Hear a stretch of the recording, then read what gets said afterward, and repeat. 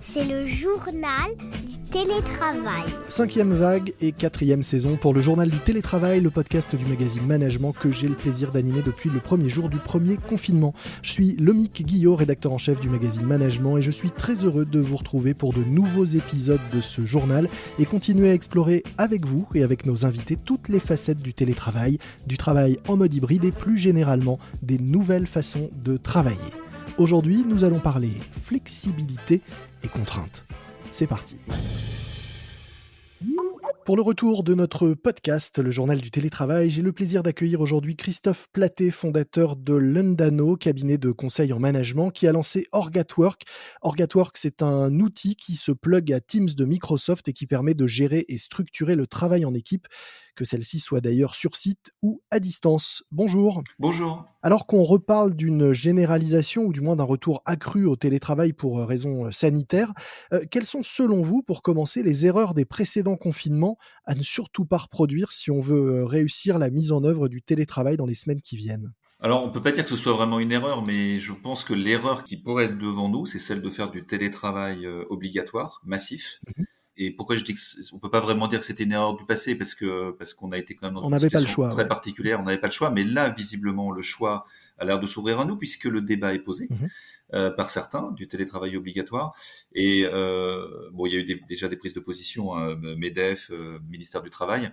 Et effectivement, moi, je pense, et au travers de tous les échanges qu'on peut avoir avec les entreprises, ça n'est vraiment pas ce qu'il faut faire. On a aujourd'hui les outils avec le mode hybride, avec le pilotage de ce mode hybride, pour participer, parce que le télétravail n'est qu'une participation au problème général du Covid ou de la crise sanitaire, mais on a les outils pour répondre autrement que par le télétravail obligatoire. Oui, vous dites que la bonne façon d'aborder le télétravail, c'est la flexibilité, mais est-ce que c'est vraiment possible dans le contexte actuel de faire preuve de flexibilité ? C'est toujours possible de faire preuve de flexibilité. Le point, c'est d'avoir, et c'est d'ailleurs l'une des définitions de la flexibilité, c'est de pouvoir tenir compte des situations particulières. Moi, je dis souvent qu'il faut même aller jusqu'à l'individu.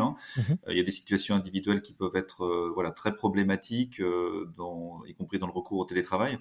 Donc, il faut pouvoir à la fois tenir compte de la situation collective, et donc d'avoir notamment de faire en sorte de ne pas avoir trop de monde sur un site donné pour des raisons sanitaires, mais en même temps être capable de tenir compte d'un certain nombre de situations individuelles. Oui, qu'on a vu lors du premier confinement, notamment les enfants à la maison, peu d'espace pour travailler, un cadre de travail pas adapté. C'est ce type de contraintes dont il faut tenir compte. C'est ça, c'est-à-dire que je pense que le télétravail conduit ou génère ou est de nature à générer une nouvelle forme d'inégalité dans un certain nombre d'organisations, parce que tout le monde ne bénéficie pas des mêmes ou des bonnes conditions pour télétravailler.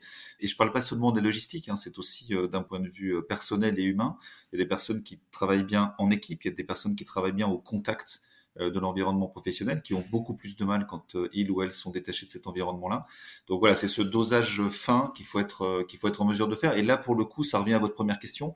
C'était quelque chose qu'on avait évidemment du mal à estimer lors du premier confinement, mais pour le coup, maintenant, on a un vrai retour d'expérience sur cette question. Alors vous dites qu'il faut avoir une approche presque au niveau de l'individu, de cette flexibilité, mais vous alertez aussi et vous faites la différence entre fragmentation et flexibilité. Est-ce que vous pouvez nous expliquer ce que ça veut dire, ce que vous mettez derrière cette notion de fragmentation et de flexibilité, et pourquoi, à votre avis, il faut être vigilant à cela ? Parce que flexibilité, pour moi, c'est la version et le terme positif, la façon positive de voir le sujet. Et c'est vrai que ça offre aussi beaucoup d'opportunités pour un certain nombre de personnes. Déjà de façon très concrète, très factuelle, dans les grandes métropoles, sur les temps de déplacement. On avait fait une petite étude dès le début du premier confinement sur le temps, et donc aussi le confort qui gagnait sur des déplacements, du temps que moi je considère perdu et qui peut être utilisé à d'autres choses. Donc il y a vraiment un aspect positif.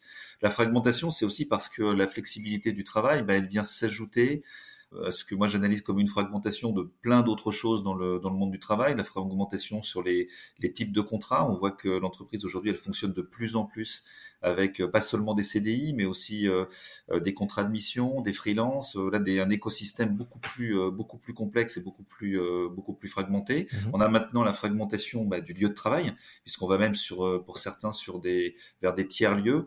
Et donc on a ce risque un petit peu d'explosion, on peut même utiliser le terme, d'explosion du du lieu, du bureau comme un lieu central, en tout cas qui occupait une place centrale, et c'est là aussi que le collectif se retrouvait, et que l'ensemble de ces facteurs de fragmentation, si on n'y prête pas attention, ils sont de nature à accélérer ce qui a l'air d'être quand même un petit peu une tendance, un questionnement sur le sens qu'on donne déjà au travail dans l'absolu, mais aussi par rapport à une culture d'entreprise, au sens d'aller au bureau, pour y faire quoi, pour y voir qui. On est sur un petit peu un chemin de crête, et donc si on n'est pas vigilant à vraiment utiliser la flexibilité qu'offre le télétravail, mais de la bonne façon, on peut basculer dans quelque chose de plus dangereux pour la culture, de plus risqué pour la culture et l'adhésion au projet d'entreprise. Alors, est-ce que ça veut dire aussi que celui qui doit veiller à ce que ça n'explose pas, qui a cette grenade dégoupillée dans les mains, c'est le manager aujourd'hui? Est-ce que c'est sur ses épaules que repose le poids d'éviter cette dislocation de l'équipe ou cette explosion des lieux?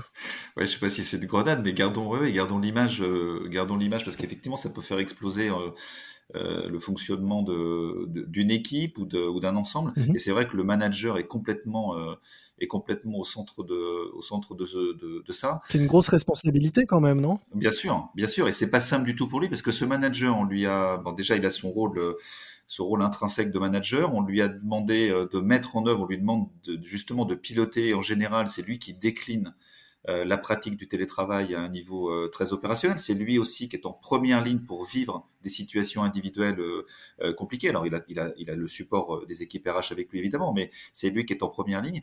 Et on lui demande aussi de maintenir cette cohésion, de faire jouer le collectif. C'est compliqué, c'est une mission de plus. C'est pas donné à tout le monde, ne serait-ce qu'en termes de pilotage. C'est-à-dire que le pilotage à distance, c'est pas du tout intuitif. Ça tombe pas comme ça. On n'est pas formé dans les écoles et dans l'apprentissage. On n'est pas formé à encadrer des personnes qui sont un jour là, un jour pas là. Et c'est vrai que ça les met en situation, je trouve, très très exposées. Alors les entreprises le savent très bien, et beaucoup mettent en œuvre des programmes d'accompagnement. Mais c'est vrai que là, on est sur un rôle clé, un rôle totalement central pour accompagner, pour mettre en œuvre cette transformation. Alors comment on les aide? Parce qu'il y en a qui nous écoutent et qui doivent bien sentir que d'ici quelques jours, voire quelques heures même, on va leur demander de pousser un peu plus le curseur du télétravail.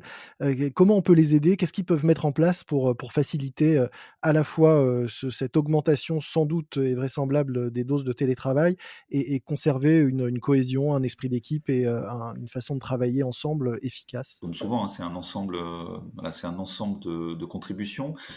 Je serai sûrement pas exhaustif, mais ce qu'on peut citer d'abord, je pense qu'il faut qu'il y ait un cadre clair qui soit posé. Ça commence par le cadre du télétravail, que ce soit un C'est-à-dire la accord. flexibilité, c'est pas n'importe quoi. Exactement.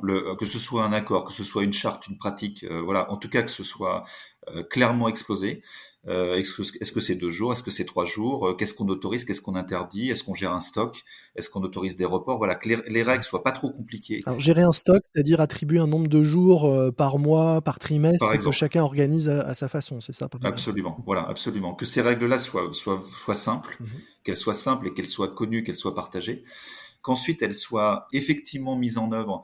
Nous, c'est pour ça qu'on a développé un outil. C'est justement pour pouvoir matérialiser et aider le manager à piloter la bonne mise en œuvre en encadrant l'organisation du travail hybride, et aussi en fournissant la donnée largement dans l'entreprise, parce que moi je crois beaucoup à la transparence des pratiques. Dit autrement, les petits arrangements entre amis, non mais toi t'habites loin, je te laisse tout le temps en télétravail, et puis toi par contre j'aimerais bien te voir, parce que bon, ça peut pas fonctionner. Voilà, il y a un cadre qui doit être décliné de façon équilibrée, donc des outils, leur donner aussi des outils pour pouvoir piloter cette nouvelle organisation du travail. Alors justement, votre solution, Org@Work, comment est-ce qu'elle peut aider ces managers, dans cette période et au-delà? Alors, elle les aide, c'est de façon extrêmement simple, c'est qu'elle permet aux collaborateurs, en fait, l'outil est vraiment en support de toute l'organisation. L'outil aide le collaborateur dans l'organisation de son prévisionnel, donc l'organisation de son travail hybride, présentiel, distanciel, en lien avec l'accord ou la charte de télétravail. L'outil aide le manager avec une vue d'équipe, et permettons aussi aux managers de faire des arbitrages, de faire des changements pour pouvoir organiser des temps collectifs, tenir compte de situations particulières. L'outil aide l'ensemble du collectif, parce qu'il y a une présentation transparente des plannings, et ça permet aussi d'organiser des points d'échange au-delà du département, au-delà d'une équipe donnée. Et puis pour l'organisation dans son ensemble, et j'insiste beaucoup sur ce point-là aussi, ça donne de la donnée, ça donne de la data sur le télétravail. Et la data sur le télétravail, on en a absolument besoin parce que comme c'est un sujet nouveau, alors des entreprises pratiquaient le télétravail, mais elles le pratiquaient de façon plutôt relativement mesurée. Là, ça devient massif.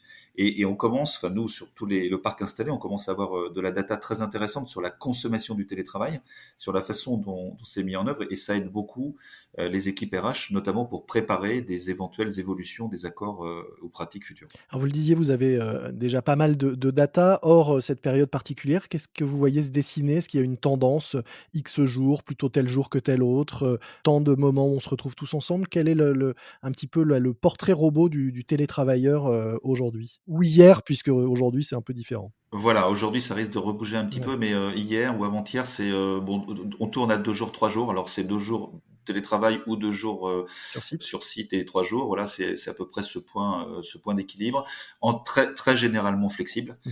rarement des jours imposés. En termes de consommation, sans trop de surprises, hein, les mardis et les jeudis arrivent en tête. Le mercredi, plutôt en télétravail, dont on peut imaginer pour certaines raisons, notamment pour les familles avec des enfants, les activités, voilà, le fait de pouvoir être à la maison pas trop tard pour les enfants. Mmh. Bon, il y a le vendredi. Le vendredi est beaucoup cité en exemple. Moi, je vois pas une explosion du télétravail le vendredi. Ça sous-entendrait, on entend beaucoup ça, les gens partent en télétravail le vendredi parce qu'ils partent en week-end. Enfin, c'est surtout ceux qui ont la chance de pouvoir partir en week-end. La très grande majorité, quand ils rentrent le vendredi, ils rentrent chez eux. Donc, ils rentrent le vendredi ou qu'ils rentrent le jeudi, ça change pas radicalement. Donc, plutôt une tendance sur le mardi, jeudi, Mmh. et le reste relativement étalé sur lundi, mercredi, vendredi. Eh bien, nous verrons peut-être, d'ici quelques semaines si vous avez d'autres chiffres et d'autres, informations à partager. Nous aurons sans doute, l'occasion d'en reparler à travers ce que vous pouvez observer, via votre outil, Org at Work, solution que vous proposez, qui est donc, je le rappelle, couplée, à Teams, l'outil de Microsoft. Merci beaucoup, Christophe Platet. Je rappelle donc que vous êtes fondateur de Lundano, cabinet de conseil en management. Nous mettrons dans les notes de l'épisode un lien vers, la présentation de votre solution pour ceux qui souhaiteraient en savoir plus. Merci beaucoup. Merci à vous. C'est déjà la fin de cet épisode de notre podcast. N'oubliez pas de vous abonner sur Apple Podcast, par exemple. Vous serez ainsi averti de la sortie de chaque nouvel épisode. Moi, je vous dis à très vite. D'ici là, soyez prudents, respectez les gestes barrières et bon télétravail à tous. C'est le journal du télétravail.